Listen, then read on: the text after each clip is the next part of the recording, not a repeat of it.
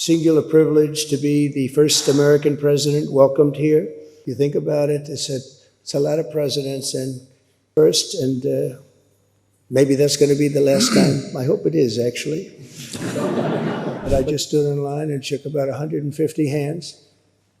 And the king knew every single person and every single company, and some of them had bad names like XYZ-Q3, and he knew every one of them, or at least I think he did, because nobody was complaining.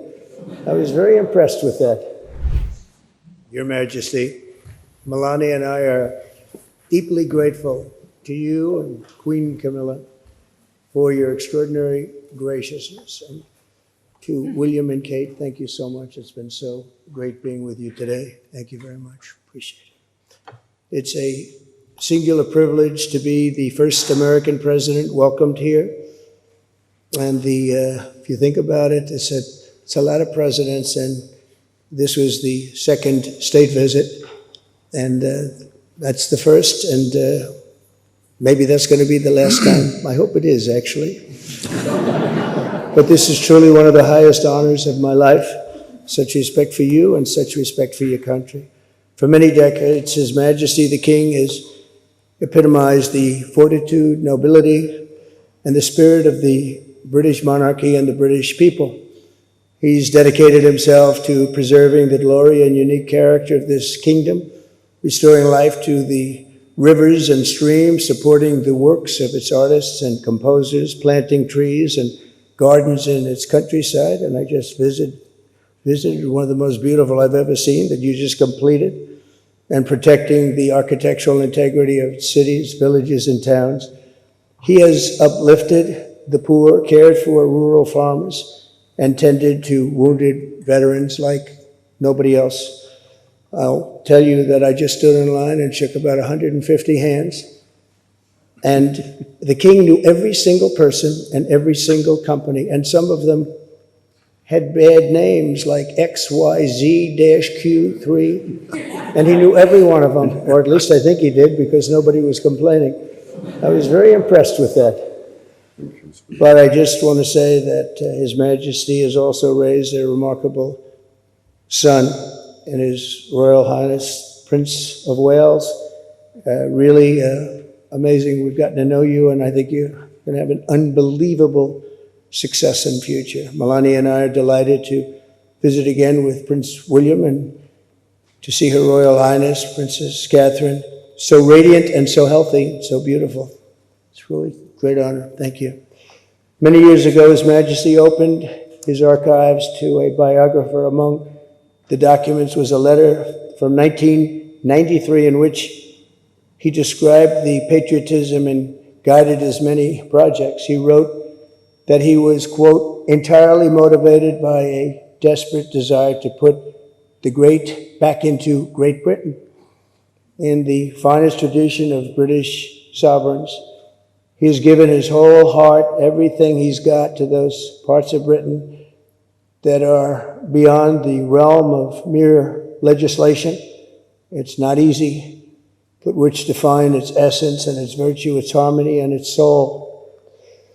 It's an amazing calling, and there's nobody that's answered that calling like you have. A fifth of all of humanity speaks, writes, thinks, and prays in the language born on these isles and perfected in the pages of Shakespeare and Dickens and Tolkien, Lewis, Orwell, and Kipling. Incredible people, unbelievable people like we have rarely seen before, probably won't see again. The lion-hearted people of this kingdom defeated Napoleon, unleashed the Industrial Revolution, destroyed slavery, and defended civilization in the darkest days of fascism and communism. The British gave the world the Magna Carta, the modern parliament, and Francis Bacon's scientific method. They gave us the works of Locke, Hobbes, Smith, and Burke, Newton, and Blackstone. The legal, intellectual, cultural, and political traditions of this kingdom have been among the highest achievements of mankind. There's really never been anything like it. The British Empire laid the foundations of law, liberty, free speech, and individual rights virtually everywhere the Union Jack has ever flown, including a place called America. You know that place very well, don't you? His Majesty spoke eloquently about the bond which inspired Sir Winston Churchill, and the bust is in the Oval Office right now, the beautiful bust of Winston Churchill, to coin the phrase special relationship. But seen from American eyes, the word special does not begin to do it justice. We're joined by history and fate, and by love and language, and by transcendent ties of culture, tradition, ancestry, and destiny. We're like two notes in one chord or two verses of the same poem, each beautiful on its own, but really meant to be played together. The bond of kinship and identity between America and the United Kingdom is priceless and eternal. It's irreplaceable and unbreakable, and we are, as a country, as you know, doing unbelievably well. We had a very sick country 1 year ago, and today, I believe we're the hottest country anywhere in the world. In fact, nobody's even questioning it, but we owe so much of that to you and the footing that you gave us when we started. Together, we've done more good for humanity than any two countries in all of history. Together, we must defend the exceptional heritage that makes us who we are, and we must continue to stand for the values and the people of the English-speaking world, and we do indeed stand for that. On behalf of all Americans, I offer a toast to one of the great friendships, to two great countries, and to His Majesty, King Charles III, a very, very special man, and also a very, very special queen. Thank you very much. Thank you. Thank you very much. It's a great honor to be with you.